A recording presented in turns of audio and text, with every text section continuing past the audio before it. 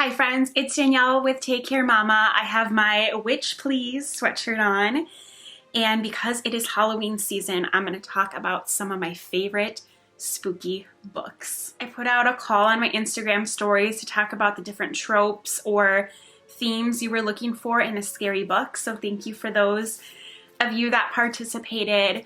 And the first trope we're going to talk about is a haunted house story. And this was so easy for me. House of Leaves. I read this back in March, and this is the most unique book I have read in my life. And it's very difficult to discuss. We're following a family who needs a fresh start, and they move into this kind of weird, secluded house out in the country. They were city people, and they're just looking to get away from it all. And they start to realize that the house is a little strange. They find that the outside of the house is smaller than the inside of the house. And such a cool cover. See that the book, the pages are larger than the cover of the book. You see what they did there? I love that. So this family is in this weird house, and strange things happen. Rooms appear, rooms disappear. It is very disorienting and scary. I was scared. So we have that story, and that story was documented by a man, and his story is what we read. Then there's another character who is also reading the story documented by the third party, and he has his own story going on as he's consuming the scary story, and his own life is quite bizarre and horrific, and things intertwine. That's the basic premises of the book, and this book is all about the experience reading it. It's kind of like mixed media. The font changes often. There are footnotes. The footnotes are usually the story of the other guy reading the story. It gets confusing. Like, some pages only have some text, just a couple lines. Some pages have one word. Some pages have passages where you need to read in a mirror. There are different weird things like this. And it's just, like I said, an experience. It's a long book, 700 pages, and I loved it. It is bizarre. And so if you are a person who always has to feel like you know what's going on, or at the end of the book you need to be satisfied that you understand everything, this might not be for you. If you love scary stories, you love weird stories, and you're okay with surrendering and going with the flow, then I really encourage you to pick this up and give it a try. It's not for everyone, but those who it is made for love it. I really enjoyed reading this, and it's kind of like a thing to check off your list. I have completed the challenge of reading House of Leaves. All of these books, by the way, I will link in the description box below if you want to pick one up for Halloween. Okay, this next one I'm calling classic horror, which, what is classic horror? But it is Misery by Stephen King. This is my favorite of all the books I'm going to talk about today. This is my favorite Stephen King. This was perfection for me.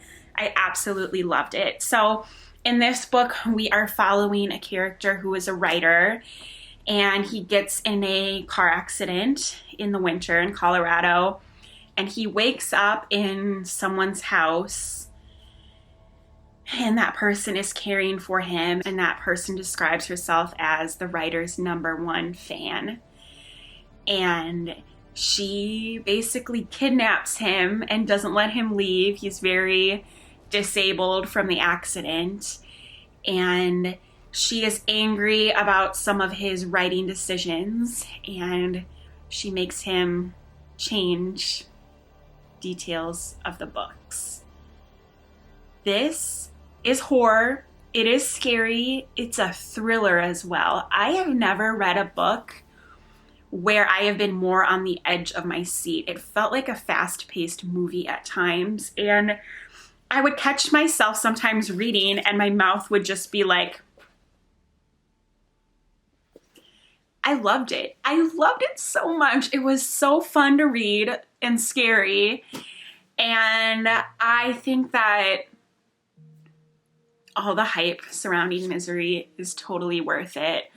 I really recommend this. It had such good vibes. I mean, like good as in the author did a good job at creating them. It was incredible. The next book is like a straight up mystery thriller. I don't think many people would call it horror. So if horror is maybe too much for you, but you're looking for a creepy, mysterious, thrilling book, I would so recommend A Woman in the Window by A.J. Finn. This is the best mystery thriller that I've read this year. I really, really, really enjoyed it. We are following a woman who has a condition, and I can't quite remember what it's called, but she basically, it's a mental health thing where she is scared to be out in public. So she is a recluse. She stays in her house. So even that right there is a little bit unsettling. And she loves to connect with people by spying on her neighbors looking out the window. You know, she's stuck at home and she kind of has this fantasy life that she's built up by spying on her neighbors, basically. And one day she sees her neighbor being viciously murdered, calls 911, and I think that's all I'm gonna really say. This story unfolds, and this is one with a lot of curves and beautiful surprises, and I definitely also stayed at the edge of my seat. This turned into a Netflix adaptation with Julianne Moore, and I thought the movie was equally as good. I really recommend both of these during this season. The next one I'm going to talk about is if you really like weird.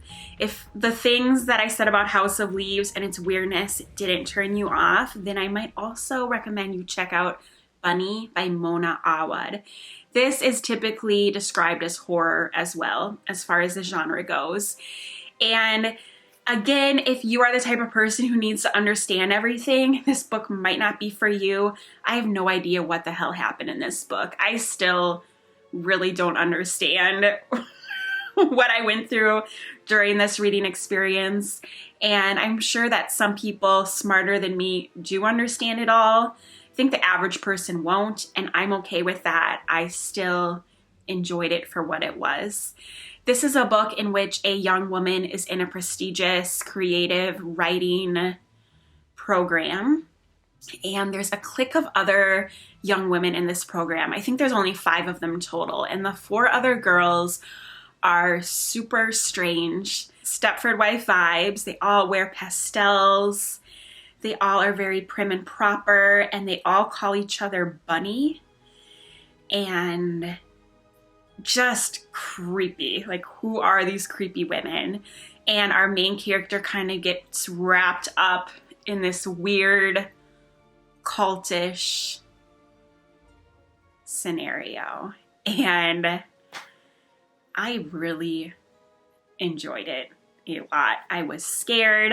I remember I read this right before Easter, which was a mistake because I was on a run and I saw a bunny and I literally screamed out loud because I was scared of the rabbit on my jog. Like, this was fantastically scary. Check out Bunny by Mona Awad. Then I wanted to add one more like thriller, mystery thriller genre. This is more of a mystery thriller that's not too scary, that you just want to kind of sit down and enjoy the ride. It's kind of like a beach read for the Halloween season is how I would describe it.